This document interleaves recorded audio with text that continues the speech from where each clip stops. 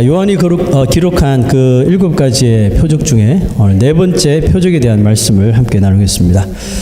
그 표적은 여러분 잘 아시는 오병이의 기적 이야기죠. 정말 유명한 예수님의 기적인데 기적 가운데 절대로 빠지지 않는, 정말 믿지 않는 사람도 알 정도로 잘 알고 있는 것이죠. 그래서 이제 이 표적은 마태, 마가, 누가, 요한 이 사복음서 저자들이 동일하게 기록하고 있는 예수님의 표적입니다. 그래서 저는 요한복음만 보지 않고 다른 사복음서를 함께 비교해서 보면서 조금 다른 시각으로 이 사건을 보았던 제자들의 이 사복음서를 함께 보았는데요. 참 흥미로운 게 있더라고요. 여러분 요한복음에는, 오늘 읽은 요한복음에는 없지만 그 다른 세 복음서에는 이 오병이의 기적이 아침, 점심, 저녁 중에 언제 일어났는가 그 시간에 대해서 기록하고 하고 있어요. 자, 볼게요. 자, 마태복음에는 저녁이 되매, 또 누가복음에는 마가복음에는 때가 저물어 가매, 또 누가복음에는 날이 저물어 가매. 뭐 같은 말이죠, 그죠? 자, 이 말은 저녁 먹을 시간이 지났음을 공통적으로 이야기하고 있죠. 만약에 이 오병이의 기적이 점심때 일어난 것이라면 상황이 좀 달라졌을 거예요. 아마 사람들에게 어느 정도 먹을 것이 좀 남았을지도 모릅니다. 대개 아침에 나오는 사람들은 뭘 가지고 와요? 먹거리를 가지고 나오죠. 점심을 챙겨 오든지 아니면 나가서 뭘 해결하게 되겠다, 뭐 이렇게 준비해서 오는 경우가 많죠. 그러나 음식을 가진 사람이 없었던 것을 보면 그들이 거기에 예수님을 만나서 밤 늦게까지 있을 줄은 몰랐다, 뭐 이렇게 우리가 보시면 되겠죠. 그러므로 여러분 오병이의 기적은 언제 일어났어요? 저녁 해질 쯤에 일어났다, 이렇게 보시면 돼요. 자, 여러분, 저는 이 말씀을 보면서 하나님의 베푸시는 은혜에 대해서 오늘 좀 나누려고 그러는데, 여러분, 하나님의 베푸시는 은혜는 우리가 너무너무 사모하잖아요. 그 하나님의 은혜를. 그 언제 우리에게 임하냐면 끝까지 기다리고 인내하는 자, 특별히 예수님과 함께 있는 자에게 이 오병이의 기적이 일어나다는 것입니다. 반대로 점심 먹을 때 시간도 지났고 저녁 때가 다 돼서 배고파서 도저히 못 참겠다, 예수님 이거 먹어 가서 밥이나 먹자 하고 그 자리를 떠버린 사람들은 어떻게 돼요? 이 놀라운 전대미문의 기적을 바라보게 되는 그 시간을 놓치게 되는 것이죠. 일찍 뜬 사람들은 보지 못했다는 것이죠. 여러분, 믿음, 신앙은 저는 그렇게 생각해요. 기다림의 시간이다. 믿음은 기다림의 시간이다. 대개 기다리지 못해서 믿음의 능력을 우리가 맛보지 못할 때가 많습니다. 믿음 생활을 너무 급하게 서두르면 오늘 무언가를 다 그냥 받으려고 이렇게 하지 마시라는 거예요. 진득히 기다리며 예배의 자리, 또 기도의 자리, 또 말씀 묵상의 자리를 우리가 지킬 수 있어야 한다는 것이죠. 그때 하나님께서 적소에 하나님의 은혜를 베풀어 주신다는 거예요. 여러분, 농부는 뭘 기다릴까요? 농부는 태양도 필요하지만 비를 기다리겠죠. 농부에게는 비가 정말 필요합니다. 이스라엘에는 농사에 필요한 비가 1년에 3번, 3종류의 비가 내리는데요. 첫 번째는 가을비. 여러분 좋아하는 노래의 가사에도 있죠. 가을비, 그 다음에 봄비, 그 다음에 겨울비. 이렇게 3종류의 비가 내린대요. 그런데 가을비하고 봄비는 내리는 강수량이 약 15% 정도밖에 안 돼요. 조금 내려오는 거죠. 촉촉하게 적실 정도. 근데 겨울비는요 70%가 내린대요. 엄청나게 쏟아지는 거죠. 여름에는 비가 없어요. 그냥 그냥 이제 사막처럼 메말라진대요. 여러분, 우리 생각에 농부는 어떤 비를 제일 기다릴까요? 겨울비, 70% 쏟아지는 것이라고 생각하는데 아니래요. 이스라엘의 농부는 가을비와 봄비를 가장 중요하게 생각한다고 합니다. 왜냐하면 적당하게 내리는 비를 통해서 여름 동안 황량했던, 메말라져 있었던 땅이 적당하게 포근하게 잘 적셔져서 그 농작물이 조금씩 잘 성장할 수 있기 때문에 그렇다. 이런 성장이 없이 겨울비를 맞이하면 폭삭망한다는 것이죠. 여러분, 성경도 이 가을비와 이 봄비에 대해서 이 교론하고 있다는 거 아세요? 그래서 성경은 가을비, 봄비로 이렇게 표현하지 않고 이른비, 늦은비, 한번 들어보셨죠? 이른비, 늦은비로 이렇게 설명하시는데 그 말씀 한번 볼게요. 신명기 11장 14절 읽어봅시다. 시작. 여호와께서 너희의 땅에 이른비, 늦은비를 적당한 때에 내리시리니 너희가 곡식과 포도주와 기름을 얻을 것이요. 여러분, 욕심이 많은 농부들, 아니면 농사를 처음 짓는 농부는 제 생각에 아마 겨울비만 기다릴 것 같아요. 그때 확 내려서 큰 농사를 지으려고 그럴 것 같아요.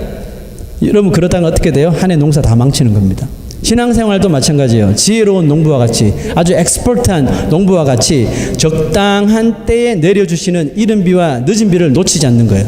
그것처럼 신앙생활도 여러분 지혜롭게 하셔야 돼요. 하나님의 은혜를 주실 때 와장창 받으려고 하지 마시고 그때 적소적소에 적당한 때에 내려주시는 우리의 상황에 맞게 내려주시는 그 은혜를 기다릴 줄 알아야 되고 그 은혜를 간구할 수 있어야 됩니다. 아멘. 자, 이제 오병이어 기적의 메인 포인트가 뭐죠?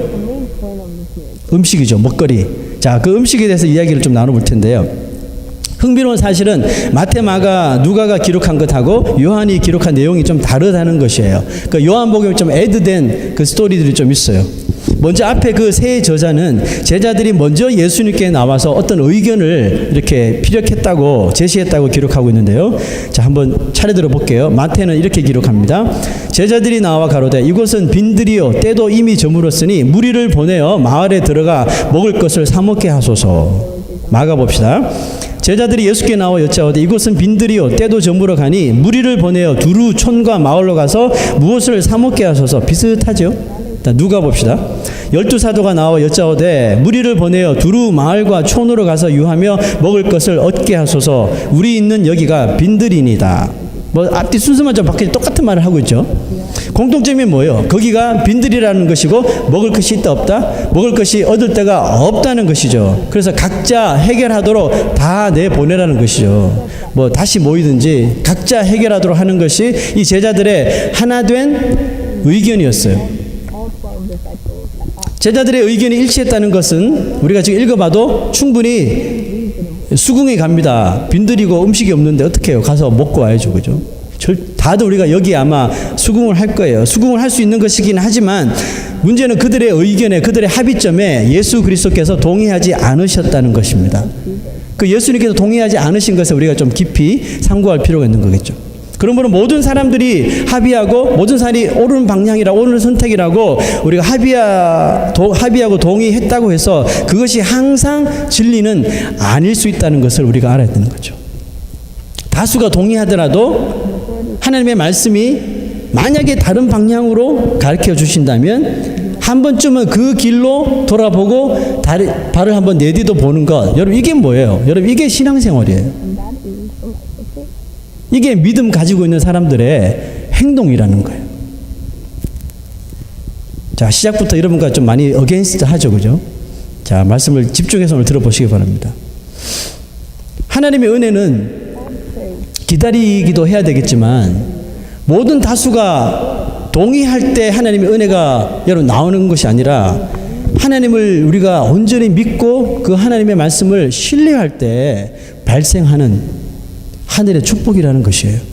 여러분 홍해 앞에서 모든 이스라엘 백성들이 이집트에서 멋지게 나와서 딱 왔는데 홍해 앞에 딱 가로막혔잖아요. 홍해 앞에서 멈춰선 이스라엘 백성들이 모든 사람이 합의한 게 뭐예요? 이 길로 가면 안 된다는 거죠. 이것은 길이 아니다. 다시 되돌아가자. 이게 합의한 거잖아요. 모든 이스라엘 백성들이 다 동의했다고요. 한 사람 빼고. 누구요? 모세는 거기에 objection 했단 말이에요. No! 왜 모든 사람들이 합의를 이루고 동의를 했는데 모세는 왜 objection 했을까요? 왜냐하면 여기까지 인도해 오신 분이 누구예요? 하나님이잖아요. 여기까지 인도해 주신 분이 하나님이라면 비록 홍해 앞에 가로막혀 있지만 여기도 분명히 길이 있을지 몰라. objection 한 거예요. 그래서 모세가 뭐 했어요? 기도한 거죠. 주님 이 길이 맞습니까? 그 하나님께서 뭘 보여주셨어요? 정말 그곳에 길이 있더라는 것이죠. 여러분 인간의 상식은 뭐예요? 눈에 보이는 현상을 보고 마음의 결정을 내리는 거죠. 눈에 보이는 현상을 보고 마음의 결정을 내리고 모든 사람들의 합의를 이루어내는 거. 이게 인간적인 상식이잖아요. 세상적인 룰이고. 근데 이런 믿음의 상식, 믿음의 룰은 좀 달라요. 눈에 보이든지 보이지 않든지 뭐예요? 오직 하나님입니다. 아멘. 오직 하나님의 말씀만 신뢰하는 것. 여기 믿음의 상식이고 천국의 방식이라는 겁니다. 그러므로 그리스도인들은 어떤 사람들입니까? 많은 사람들이 그 공동체에 많은 사람들이 만장일치라는 결과가 나왔지만 하나님의 말씀이 동의하지 않는 것이라면 그 결과를 어떻게 해야 돼요?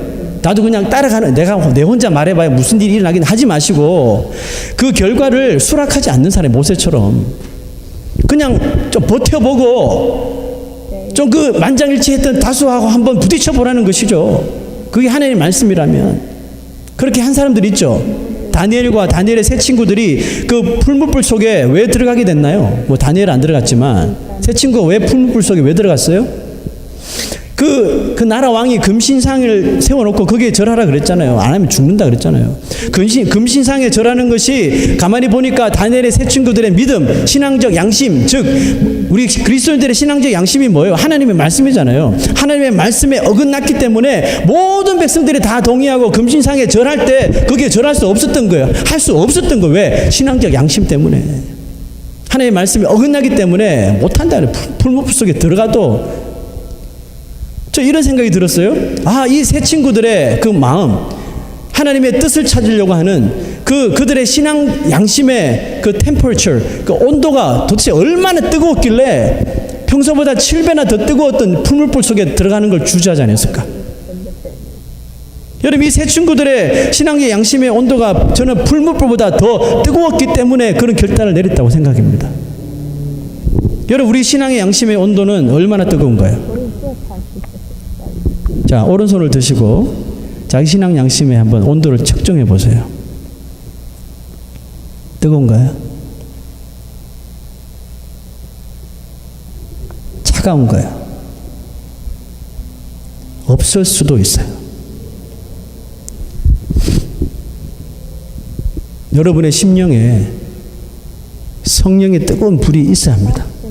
성령의 뜨거운 불이 있어야 그나마 내가 가지고 있는 믿음을 곧바로 곧게 살아갈 수 있는 거예요. 예수님께서 제자들의 합의를 깨버리셨죠. 그 깨버리신 이유도 여러분 거기에 있었던 거예요. 제자들은 뭐라고 그래요? 아, 더 이상 길이 없다는 거죠. 먹거리가 없으니까. 더 이상 길이 없어. 답이 없어. 이것은 우리의 능력 밖이야. 이런 말들이 나올 때에 거기서 끝나지 말라는 거예요. 절대로 마음을 접지 말아야 하는 것을 지금 가르쳐 주고 계시는 거예요. 여러분, 믿음의 세계라고 하는 것은 답이 없다고 할 때부터 시작되는 게 믿음의 세계예요. 여러분 믿으세요? 여러분, 그게 믿음의 세계라는 게 희한한 거예요. 인간적으로 답이 없다고 판단할 때 누군가를 의지하면 그때부터 여러분 믿음의 세계가 열리는 거예요. 이런 말이 있죠. If you can, God will not. If you can't, God will. 내가 내가 할 수 있다고 할 때는 하나님께서 개입하지 않으시지만, 주님 내가 정말 못하겠어요. 주님밖에 없어요 할 때 주님이 개입하신다는 거예요. 이게 믿음의 세계라는 거예요. 이제 예수님이 진행하시는 제자들의 훈련이 어떻게 전개되는지 한번 보십시오. 제자들의 의견을 들으신 예수님이 거기에 동의하지 아니하시고 한 말씀을 딱 던지시는데 그 말씀이 제자들을 완전히 컴플리케이트하게 만듭니다. 혼돈 속에 빠져버려요. 미궁 속으로 빠뜨립니다. 자, 예수님이 제자들에게 이런 말씀하셨죠. 갈 것 없다. 제자들이 뭐라고 이야기했어요? 다 보내서 각자 목도를 해결하도록 해주세요. 이게 우리의 의견입니다. 그랬더니 보낼 것 없다. 그 다음 뭐예요? 너희들이 먹을 것을 주면 되지 않느냐. 이게 말이 되는 소리예요? 자, 이에 제자들의 반응을 한번 보세요. 마태, 우리에게 있는 것은 떡 5개와 물고기 2마리 뿐입니다. 마가, 우리가 가서 200데나리온의 떡을 사다 먹으리까? 이러시되 너에게 떡 몇 개나 있느냐? 가서 보라 하시니 알아보고 가로되 떡 5개와 물고기 2마리가 있나이다. 누가? 우리에게 떡 5개와 물고기 2마리밖에 없으니 이 모든 사람을 위하여 먹을 것을 사지 아니하고는 할 수 없습니다. 요한, 여기 하나에 있어 보리떡 5개와 물고기 2마리를 가졌나이다. 그러나 그것이 이 많은 사람에게 얼마나 되겠습니까? 자, 긍정적이에요, 부정적이에요? 우리는 못한다는 거죠. 그래도 우리는 할 수 없습니다. 그렇죠? 자, 여러분, 요한이 기록한 내용을 보면 예수님이 제자들에게 이 질문, 너희가 가서 먹을 것을 줘라, 이 질문을 하기 전에 있었던 또 다른 한 이야기를 삽입을 하고 있는데요. 예수님은 큰 무리가 자기에게 오는 것을 보시고 갑자기 한 사람을 딱 지목하는데 그게 누구예요? 빌립입니다. 빌립을 딱 지목하고 빌립에게 질문을 하셔서요. 다른 제자들 아니에요. 빌립에게만. 자, 그 다음 구절 보세요. 5절. 우리가 어디서 떡을 사서 이 사람들로 먹게 하겠느냐? 예수님께서 말씀하시니까 7절 보세요. 빌립이 대답하되 각 사람으로 조금씩 받게 할지라도 200데나리온의 떡이 부족하리다. 200데나리온의 떡보다 더 있어야 된다는 뜻이죠. 자, 이 내용을 보면 예수님이 제자들에게 너희들이 먹을 것을 주라고 말씀하시기 전에 빌립에게 먼저 질문을 하신 것이라고 볼 수가 있어요. 왜냐하면 아까 우리가 마태, 마가, 누가 읽었잖아요. 마가가 기록한 내용에 보니까 200데나리온의 떡이 필요합니다 말했죠. 그 200데나리온의 떡이라는 말이 누구한테 나오냐 하면 바로 빌립의 입에서부터 먼저 나왔던 말이었기 때문에 그래요. 왜 예수님은 하필 빌립에게 이런 질문을 했을까요? 제자들 12명이나 있는데 왜 하필 빌립이었을까요? 여러분, 말씀을 읽을 때 왜 하필 이 말씀이 나한테 들리지? 이렇게 생각하셔야 돼요. 이 말씀이 저 사람한테 들려야 되는데 하시면 안 돼요? 왜 하필 나에게 오늘 이 말씀을 주시지? 여러분, 왜 예수님은 하필 빌립에게 이 말씀을 하셨을까요? 이런 생각이 들었어요. 왜 하필 빌립이지? 다른 제자들도 있잖아. 특별히 지금 돈이 필요하고 돈이 필요하다면 그 12제자 중에 그 재정 관리한 사람이 누구예요? 목매달아 죽은 사람 있잖아요. 가룟 유다잖아요. 돈 주머니 차고 있는 가룟 유다한테 물어봐야 되는 거 아니에요?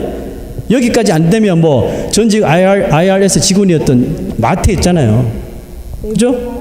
텍스 컬렉터였던 마태에게 물어보면 간단히 계산되는 그런 문제잖아요. 계산이라면 이들이 훨씬 빠를 것 같지 않아요? 아니면 뭐 수제자였던 베드로, 요한 정도에게 하면 되지 않을까 이렇게 생각이 드는데, 여러분, 요한이 이 내용을 빌립과의 대화, 이 내용을 특별히 요한복음에 기록한 이유에 대해서 요한이 그 이유를 딱 설명하는데 이렇게 썼어요. 예수님이 빌립을 시험하고자 그런 질문을 하셨다고 지금 말하고 있죠. 여러분, 빌립의 마음에 어떤 마음이 있었는지 보여주시려고 했다고 봅니다. 아마 예수님은 평상시 제자 빌립의 모습을 계속 이렇게 예의주시하고 계셨기 때문이라고 생각해요. 언제 한번 날 잡아서 트레이닝 해야 되겠다 이런 생각을 가지고 계셨겠죠. 여러분 생각에 빌립은 어떤 캐릭터의 사람이었을 것 같아요? 우리 다 다른 캐릭터를 가지고 있잖아요. 여러분, 빌립은 어떨 거라고 생각하세요? 제가 보기에는 아주 논리적인 사람, 또 계산이 빠른 사람, 옳은 말만 하는 성격. 여러분 주위에 이런 사람들 있죠. 본인이 그런 사람일 수도 있고, 저는 그런 종류는 아닌 것 같아요. 계산을 못 하거든요. 항상 아내가 계산하고 그러는데, 여러분 주위에 이런 사람이 있다면 그 사람들의 그런 보통 이렇게 마음의 온도라는 게 있잖아요. 그 온도가 여러분 어떨 거라고 생각해요? 뜨거울까요? 아니면 좀 냉정할까요? 좀 차갑죠, 그죠? 왜? 옳은 말만 해야 되니까 항상 이렇게 차갑고 어떻게 보면 되게 좀 직선적이고 좀 그래요.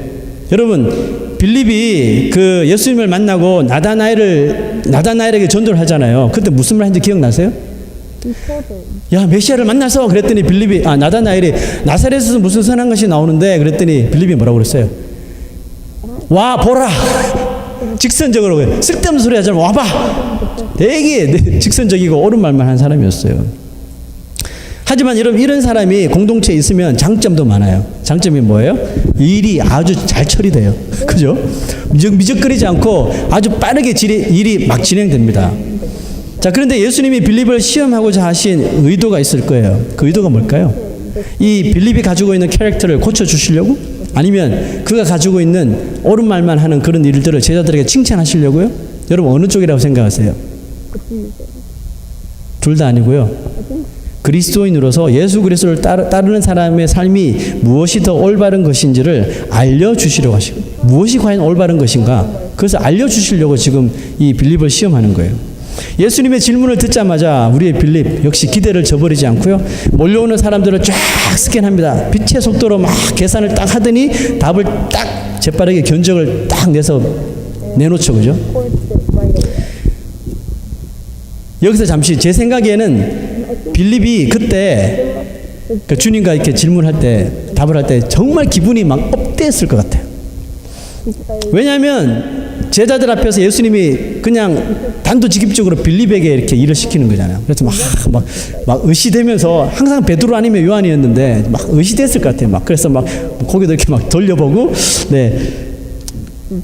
왜냐하면 다른 제자들 앞에서 예수님이 자기 자신을 선택했다고 판단했다고 생각했기 때문이었을 것 같아요. 항상 베드로, 안드레, 야고보, 요한 이 형제들에게 항상 이렇게 가려져 있어서 12 제자들 중에서 항상 저 뒷그룹이었었는데 이제 예수님께 막 인정받는 것 같아서 정말 얼마나 기분이 좋았을지 몰라요. 그래서 옛날보다 보통 때보다 더 막 계산을 멋지게 쫙 했어요. 그죠? 신나게 계산하고 견적을 딱 빌립이 끄집어냈던 견적 액수가 얼마예요? 200데나리온이죠. 200데나리온. 여러분 이 액수를 예수님 앞에 자신 있게 딱 내어놓았어요. 제자들은 아마 깜짝 놀랐을 거예요. 와, 역시 빌립이다. 왜 빌립이 우리 제자들 사이에 있어야 되는지 이제 알겠어. 이유를 알겠어. 이런 사람이 있어야 돼 하면서 빌립 그랬겠죠.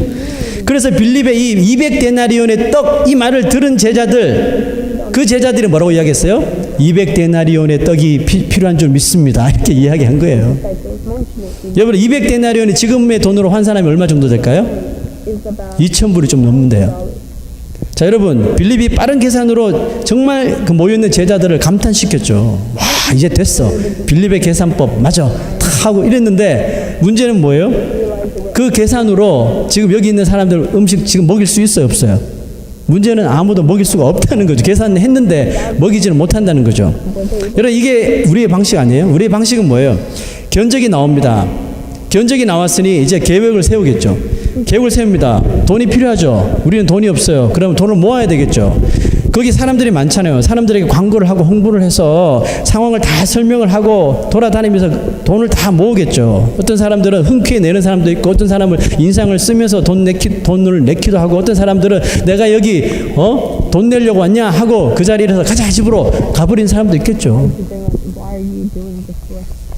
생각만 해도 머리가 참 복잡해지는 순간이죠. 그런데 이 같은 복잡한 모습이 실제로 이 시대에 교회 가운데 또 우리의 삶 가운데 일어나고 있는 상황이라면 여러분 마음이 어떠세요? 빌립의 계산은 정확한 것이죠. 또 그 현 시점에서 가장 합리적인 방법임에 틀림없습니다. 또 옳은 선택이라는 것이죠. 그런데 그대로 시행하면 그 무리들 가운데 적지 않은 분란이 발생합니다. 여러분 교회에서 왜 분쟁이 있고 왜 교회에서 싸움이 일어날까요? 두 가지 이유라고 생각합니다. 첫째는 악한 사람 때문에 그래요. 교회에 악한 사람들이 항상 있어요. 무엇이든지 반대하고 또 고의적으로 하나님의 일을 방해하는 그런 악한 존재가 항상 이렇게 있어요. 염소 같은 존재가 있죠. 둘째는 뭐예요? 교회가 너무 옳은 일을 하기 때문에 그래요. 무슨 뜻입니까? 사람들은 좋은 일 때문에 다퉈요. 그래서 보세요. 선교를 하자, 구제를 하자면 합시다 하는데 이게 더 좋을 것 같아. 이게 의견을 잘 맞추면 되는데 다투는 거야. 이견을 해야 된다니까? 이걸로 해야 된다니까? 그러면 싸워요, 교회가. 그 교회를 나가는 사람이 있어요. 그게 정말 어리석은 짓이죠. 그런데 실제로 그런 일이 벌어진다니까요? 왜 그런 일이 벌어져요? 교회에서 좋은 일을 하려고 막 의견을 나눌 때도 거기는 마귀가 그 뒤를 조정을 할 수가 있거든요. 여러분 사도행전에 보면 그렇게 은혜가 철철 넘치던 초대 교회에 다툼이 일어났다는 거 아시잖아요. 왜 다투었어요? 구제하는 일 때문에 다퉜다니까요. 가난한 과부들 도와주는 일 때문에 분쟁이 일어났어요. 여러분 교회는 옳은 것만으로는 부족하다는 거예요. 믿음의 생활은 인간의 옳은 계산만 가지고 하는 것이 아니라는 것을 지금 말씀드리려고 하는 거예요. 예수님이 지적한 것을 잘 기억해야 합니다. 너희가 먹을 것을 주라. 그렇죠. 분명히 너희가 먹을 것을 주라. 예수님은 이 일이 현실적으로 가능하다고 보고 말씀하신 걸까요? 제자들에게? 아니잖아요. 제자들이 이미 빈들에서 먹을 것이 없다고 이미 다 말했잖아요. 모든 12제자들이. 여러분 빈들에서 그것도 해가 저무는 때에 남자가 5천이면 여자까지 합치면 10,000명, 아이들까지 합치면 20,000명 정도 될 수 있잖아요. 그런 어마어마한 숫자, 수만 명이 되는 사람들을 고작 12명의 제자가 무슨 수로 그들을 먹일 수 있단 말입니까? 예수님이 바보가 아닌 이상 그거 다 아셔요. 아시는데도 불구하고 갈 것 없다, 너희가 먹을 것을 주라 하셨을 때는 그게 의미가 있지 않을까요? 그 제자들이 거기까지 지금 어프로치를 못하는 거예요. 절대로 불가능하다는 것을 예수님도 잘 아시고 하신 말씀이에요. 그렇다면 계산기 두드리기 전에 뭘 좀 생각을 해봐야 하지 않을까요? 예수님의 마음, 즉 너희가 먹을 것을 주라는 것은 즉 너희가 할 수 없다는 것을 잘 알아. 너희가 지금 할 수 없으니 할 수 있는 사람, 그것을 감당해낼 수 있는 능력이 있는 자가 있다면 그에게 구해보면 어떻겠니? 이 의도 아닐까요? 아직까지 믿음으로 충만하지 못한 제자들이 거기까지 못 가는 거예요. 그러니까 예수님을 봐야 되는데 예수님을 보지 못하는 거예요. 그러니까 할 수 없다, 할 수 없다, 할 수 없다 그런 거예요. 떡 5개, 물고기 2마리밖에 없어요. 할 수 없다. 200데나리온 필요해요. 이런 말 하는 것이고. 여러분 사도행전에 나오는 초대교회 옳은 일 때문에 문제가 발생했다 그랬죠. 사도들이 그 문제를 어떻게 해결하는지 보십시오. 그 다음 구절. 12사도가 모든 제자를 불러 이르되 우리가 하나님의 말씀을 제쳐놓고 접대를 일삼는 것이 마땅하지 아니하니 우리는 오로지 기도하는 일과 말씀 사역에 힘쓰리라. 여러분 출애굽기를 보면 이스라엘이 아말렉과 가나안 땅에서 처음으로 전쟁을 하죠. 그 전쟁을 하기 전에 모세가 여호수아에게 했던 말이 있어요. 그 다음 구절 보십시다. 모세가 여호수아에게 이르되 우리를 위하여 사람들을 택하여 나가서 아말렉과 싸우라. 내일 내가 하나님의 지팡이를 손에 잡고 산 꼭대기에 서리라. 여러분 이 두 가지 이야기를 인간적인 눈으로 바라보면 공통점이 있어요. 나는 안 할 거니까 너희들이 해라는 거죠. 그죠? 접대는 너희가 해라. 싸움은 네가 해라. 이거예요. 자칫하면 그 공동체가 깨어질 수 있는 상황이 올 수 있는 그런 말일 수도 있어요. 자, 그런데 신기한 일이 일어납니다. 자, 사도행전 다시 봅시다. 온 무리가 이 말을 기뻐하여 하나님의 말씀이 점점 왕성하여 예루살렘에 있는 제자의 수가 더 심히 많아지고. 여기 좀 거꾸로 가고 있는 거 아니에요? 여러분 이제 아시다시피 모세의 그 기도로 팔 들고 하는 손 들고 하는 기도로 결국 아말렉은 철저하게 무너지죠. 여러분 이 두 가지 이야기가 예수님이 제자들에게 하신 말씀을 지금 대변해 주고 있다고 생각하잖아요. 너희가 먹을 것을 주라의 이 참 의미는 그것을 할 수 있는 자에게 가서 구하라는 뜻이거든요. 그러면 분명히 너희가 그들에게 먹을 것을 줄 수 있는 기회가 올 것이라는 뜻이에요. 자, 예수님이 오병이의 기적을 만드시고 그 음식을 여러분 누가 딜리버리 했어요? 성경 말씀 보세요. 누가복음 9장 16절 보세요. 예수께서 떡 5개와 물고기 2마리를 가지사 하늘을 우러러 축사하시고 떼어 제자들에게 주어 무리 앞에 놓게 하시니. 그죠? 결국 누가 다 나눠줬어요? 제자들이 했어요. 그 누구의 능력으로요? 예수님의 능력으로. 그 너희가 먹을 것을 갖다 주라. 이게 이루어졌죠? 보세요. 여기서 오스왈드 챔버스라는 목사님이 이런 글을 썼습니다. 요즘 그리스도인들은 하나님을 믿기보다 하나님을 위해 일한다. 그 말이 아닌가 생각될 수 있죠. 잘 한번 들어보세요. 이렇게 이야기합니다. 어떻게 죄인이 성도로 그렇게 변할 수가 있을까? 어떻게 망가진 인생이 그렇게 예수님 때문에 바로 설 수 있을까? 대답은 한 가지라는 거죠. 주님, 저는 모릅니다. 주님만 아십니다. 자, 여러분 우리가 하나님을 온전히 믿는 것하고 인간적으로 무언가를 하는 것하고 여러분 뭐가 더 쉬울 것 같아요? 우리 생각에는 그냥 믿어버리면 되죠. 아무것도 할 필요 없이 믿으면 되는 거 아니에요? 믿는 게 쉽죠? 이렇게 말할 수 있죠. 근데 아니에요, 여러분. 세상은 언제나 하나님을 완전히 신뢰하는 것보다 뭔가를 우리가 몸으로 하는 것이 더 쉬울 때가 많아요. 여러분 우리는 되게 교회가 막 바쁘게 막 돌아가고 막 프로그램을 하고 행사를 하고 막 이리 뛰어다니고 저리 뛰어다니고 이번 주에 뭐 있으면 다음 주에 또 뭐 있고 다음 주에 그 다음 주에 또 뭐 있고 막 스케줄이 빡빡하고 그러면 정말 그 마르다처럼 분주하게 살면 그것이 하나님이 정말 그 교회에 원하는 일이고 하나님이 정말 기뻐하는 일이라고 생각하죠. 정말 우리 교회는 하나님 일 많이 하고 성령 충만한 교회라고 막 그렇게 말하기가 쉽습니다. 매일 이게 돌아가니까. 근데 많은 경우에요. 이런 행사를 치고 난 후에는 다 지쳐요. 번아웃 돼요. 그래서 목사님 한 주만 쉴게요. 여러분 마르다 이야기가 나왔으니까요. 마르다는 주님을 집에 초청해놓고 아주 막 분주하게 일을 했습니다. 누구를 위해서요? 주를 위해서. 집안 청소를 하고 음식을 만들고 막 했겠죠. 엄청나게 분주했는데 이 마르다의 마음에 기쁨이 없었어요. 주를 위해 하는 건데 마음에 평안이 없어요. 갑자기 막 짜증이 더 나기 시작하는 거예요. 왜? 동생이 있거든요. 도와줄 동생. 근데 마리아는 예수님 발 앞에 탁 이렇게 앉아가지고 아멘 아멘 하고 말씀을 쏙쏙쏙 받아 먹거든요. 그 얼굴이 막 천사처럼 이렇게 얼굴이 있는 거예요. 자기는 지금 바빠 죽겠는데 도저히 못 참겠다. 주를 위해서 일하던 마르다가 문을 열고 들어와서 마리아, 너 나와. 너 날 도와야지. 지금 뭐 하고 있는 짓이야? 주님도 와 계시는데. 여기서 끝나지 않았어요. 손님이신 예수님께서 불평하기 시작하잖아요. 주님, 이제 마리아에게 뭐 좀 해주세요. 말 좀 해주세요. 나 일도 안 도와주고 바빠 죽겠는데. 주님 앞에 이것도 드려야 되고 저것도 드려야 되는데 쟤 지금 저러고 있어요. 불평을 합니다. 불평하는 마르다에게 예수님이 이렇게 말씀하시죠. 그대 보세요. 마르다야, 마르다야, 네가 많은 일로 염려하고 근심하나 몇 가지만 하든지 혹은 한 가지만이라도 족하니라. 마리아는 이 한 가지 좋은 쪽을 택하였으니 절대로 뺏기지 아니하리라.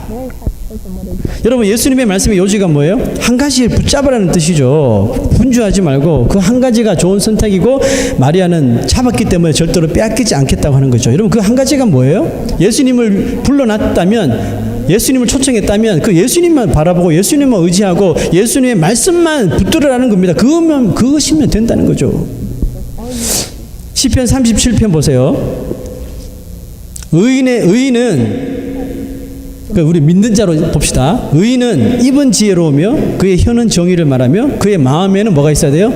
하나님의 법이 있어야 된대요. 하나님의 법이 있으니 그의 걸음이 어떻다고요? 실족함이 없으리로다. 아멘.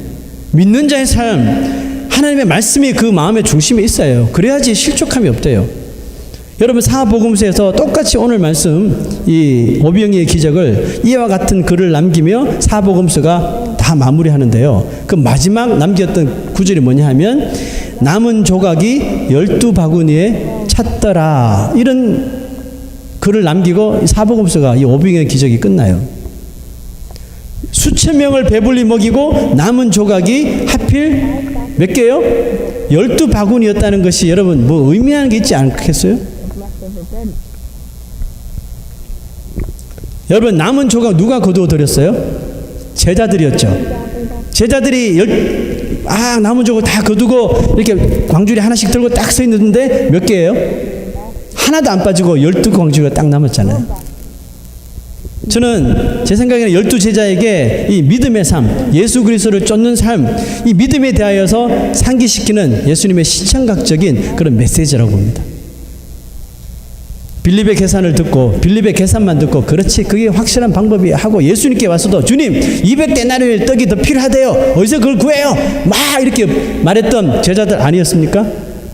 나를 따르라 이 한마디 듣고 예수님의 제자가 되었던 그 제자들 아니에요? 그 주님을 바라보기보다 주를 믿기보다 인간적인 빌립의 말을 더 택한 제자들에게 광주리 하나씩 턱 안겨주시고 주님 자기 자신을 보고 있는 거예요. 여러분, 이 광주리가 지금 우리 손에 들려지지 않나요? 좀 보라는 뜻이죠. 믿는 자의 삶의 실상이 무엇인지를 그 광주리를 들고 있는 제자들에게 보여주시는 거예요. 오늘 말씀 한번 정리해 볼게요. 하나님의 은혜와 하나님의 능력은 언제 임해요? 오직 예수님이 먹여주실 것을 믿고 배고프지만 집에 돌아가지 않고 믿음으로 참고 기다리는 사람이 얻는 거예요.